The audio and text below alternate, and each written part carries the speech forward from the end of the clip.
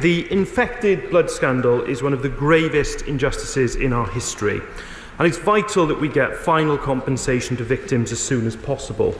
As of the 30th of June this year, the government has paid over £1 billion in interim compensation to those infected with infected blood products and bereaved partners registered with existing support schemes. The total number of recipients of interim payments across the United Kingdom is 4,606. Ian Lavery. Thanks, Mr. Speaker. And thanks for that answer. Sadly, the previous government dragged their heels with regard to this absolute tragedy. Of course, they'll deny that, but the fact remains is that there's still 3.5 people dying with regard to contaminated blood what's the figures actually? There's 2 people per week dying as a result of contaminated blood without full compensation. Can the Minister tell the House when the latest report from Sir Robert Francis regarding the compensation recommendations will be published? I'm grateful to my honourable friend for that question. I want to pay tribute to his campaigning on this matter, including presenting a petition to this House on behalf of his constituent Sean Cavans back in April. With regard to the specific point he raises, I pay tribute to the work of Sir Robert Francis, and certainly the government will publish his report ahead of laying regulations to this House. But more broadly, in respect of compensation for which victims have waited far too long, this government is committed to paying comprehensive compensation to the infected and affected victims of the scandal, and indeed the Prime Minister said that on only his second day in office.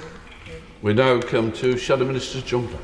Thank you, Mr. Speaker, and may I start by offering my warmest congratulations to the Right Honourable Gentleman, the Paymaster General. I offer him my sincerest good wishes in these opening weeks of a new government. I start with deep respect for him, and I wish to support him where I possibly can whilst fulfilling my constitutional responsibility.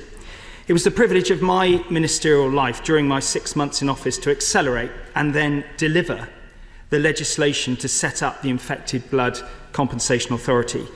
Please could the Right Honourable Gentleman set out what progress has been made given the urgency of this work, and if he's on track to meet the expectations of Sir Brian Langstaff and Sir Robert Francis, given the engagement he will undoubtedly have had with them already.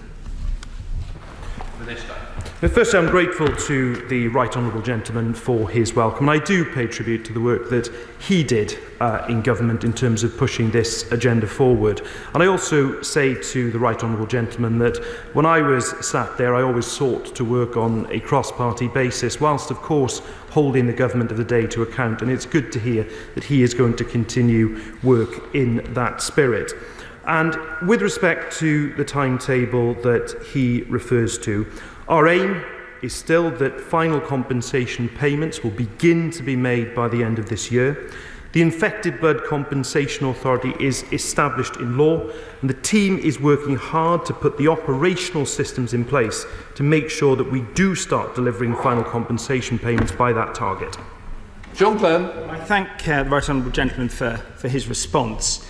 Previously, when he was sat here, he described my commitment to set out a clear timetable as another important victory for the victims to deliver the compensation scheme.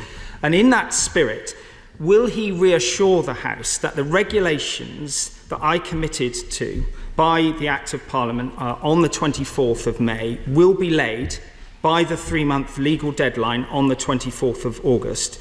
And will he report to the House the earliest opportunity on when also he will respond to the inquiry's report, which is intended by the end of the year?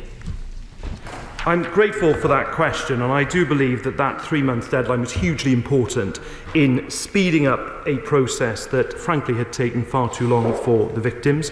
I do give him that commitment about meeting that statutory deadline of the 24th of August, and I also hope to update this House sooner than that in terms of the ongoing work.